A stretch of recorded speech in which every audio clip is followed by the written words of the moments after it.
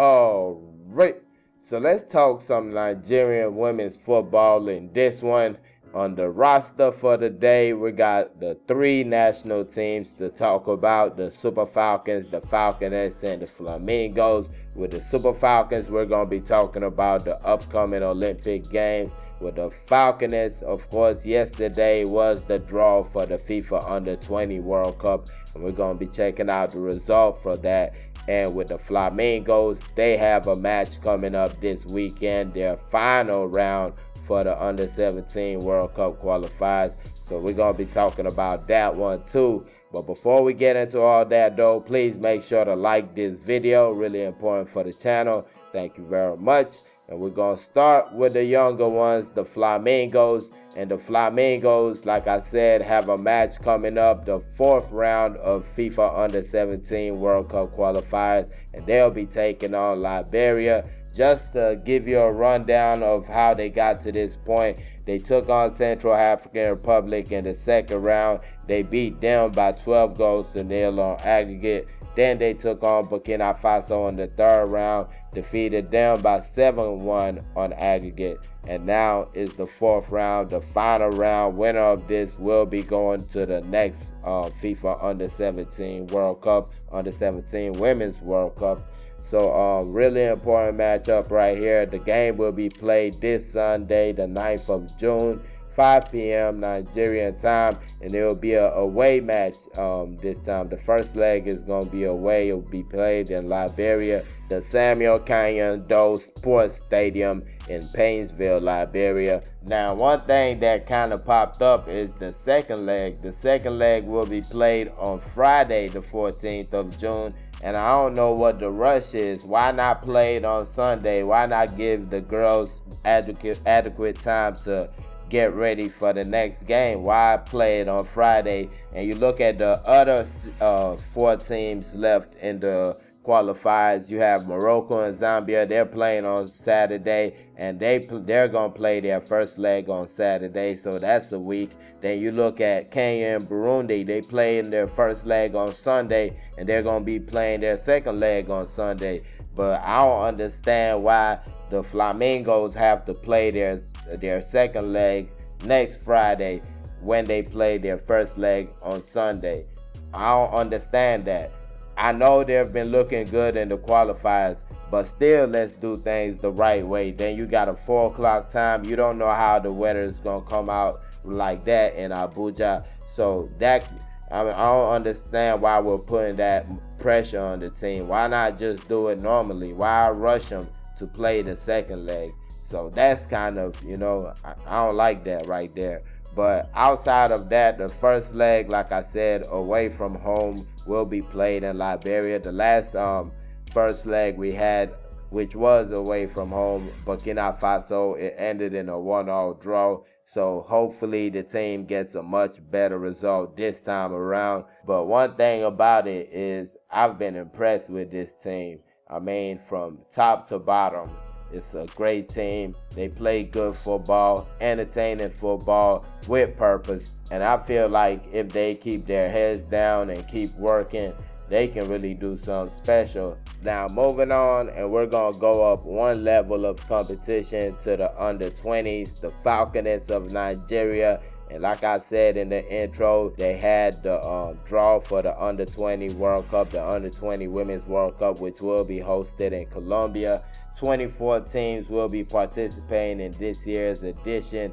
And the Falconets found out their grouping. The team was placed in Group D alongside Germany, Venezuela, and Korea Republic. Looking at their pedigree, of course, Germany come in. This will be their 11th appearance at this competition. They made it to this competition by making it to the final of the Under-19 Euros last year.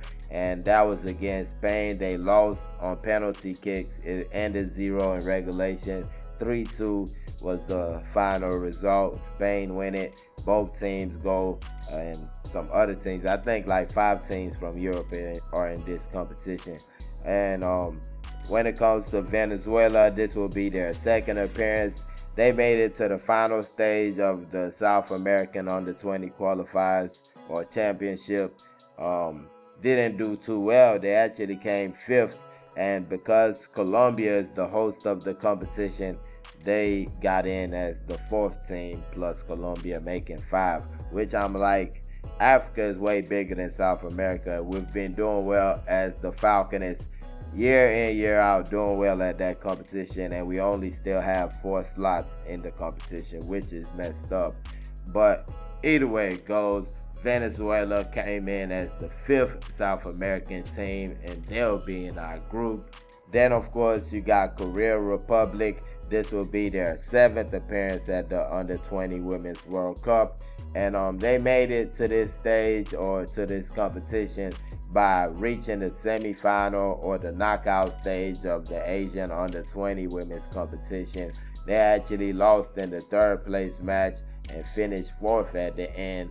But making it to that stage got you in the competition, and that's how they're here right now. Now, I would definitely love to know how you guys feel about this group right here, so make sure to put it in the comment section.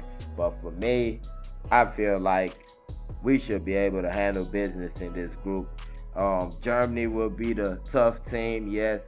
Venezuela and Korea, we're not going to take anything away from them, but the Falconets should really be able to make it out of this group right here. I don't think it's the toughest group of this competition. That's just my opinion. But moving on, and last but not least, we're going to talk about the Super Falcons. The Super Falcons, of course, getting ready for the Olympic Games, will be starting in July. And what I'm going to be talking about is this missed international break that the Super Falcons just had. So, of course, the international break in both women's and men's football is when players leave their club sides, go to their national team. These are the periods that are allowed for players to leave their club sides and go with their national teams. Either you're going to be training, you can play matches. So this is really important in the team getting ready for the competitions that are upcoming, a la the Olympics that is coming up starting in July, ending in August. But right now, the Super Falcons did not have any international break. The international break this time was going to be from May the 27th to June the 4th. Today is June the 6th. The Super Falcons did not come into camp. They did not have any camp. Nobody said anything about anything. Everybody's just acting like they don't even know that side is going on. And you can't be doing stuff like that when you want to do something at a competition like the Olympics. This is not just something that they're just going to give to you. This is a tough competition. Some great teams. You look at our group, we got Japan, we got Spain. So we're not going there for a cakewalk. If we go there without preparing, it's going to be a long day. And now we got another international break that's coming up before the Olympics. It's going to start from July the 8th and July the 16th. Then a little break in between. Then you go to Olympics. We need to make sure that we use that to the fullest of our ability. So the NFF needs to come up with something, because right here what they've done was not right. We should have had players in camp. If you're saying, well, we can't get our players from all over, why don't you have a camp of players that are based in Nigeria and let the coach see if he can pull 1 or 2 out of those bunch? But nothing being done is just completely wrong. It's wild in a time like this with a team like this that we know can do stuff. We've seen them at the World Cup. So we know that if we can give them a little more push, they'll be doing something even better at the Olympics. And for us to do all this, it's just ridiculous. So you're telling me unless it's an official game, you can't plan something, you can't put something together? All these teams are playing matches. Spain took on Denmark twice. So it's not like you got to get 2 teams. You can play the same team twice. And we didn't do nothing. And that's not right now. That's not right if you're trying to succeed, if you're trying to help these ladies to go to the next level. If we're not, let's just say we're not. Let's just say we don't care, and let's just, all this we're doing. Now we got the under 20s, we got the under 17s, setting them up, taking them to play all these matches, all just to make it to the senior level, and you don't care at the end. Come on now, we got to do better, and it's not right. We just got to fix that. That's an attitude we got to fix. This is a big competition coming up. This is not like, oh, you don't have anything coming up this year. You got the biggest competition, the second biggest competition in women's football outside of the World Cup. So come on now. That's what I got to say about that. And yeah, let me know your thoughts on all three of these topics. Of course, the Flamingos of Nigeria taking on Liberia in the 4th round.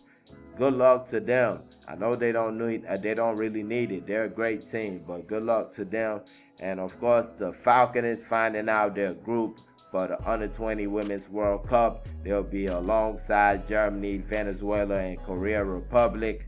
Let me know your thoughts on that. I don't think it's that tough. Let me know your thoughts in the comment section on that. And of course, what I just talked about right now, the Super Falcons. Come on now, we got to do better, NFF. You can chew gum and walk. You can do two things at once. I know we got the Super Eagles, we got the Flamingos. You can also do that now. So let me know your thoughts on all that. And of course, please make sure to like this video, subscribe, share, comment, all that good stuff that helps the channel. Thank y'all for watching. Peace.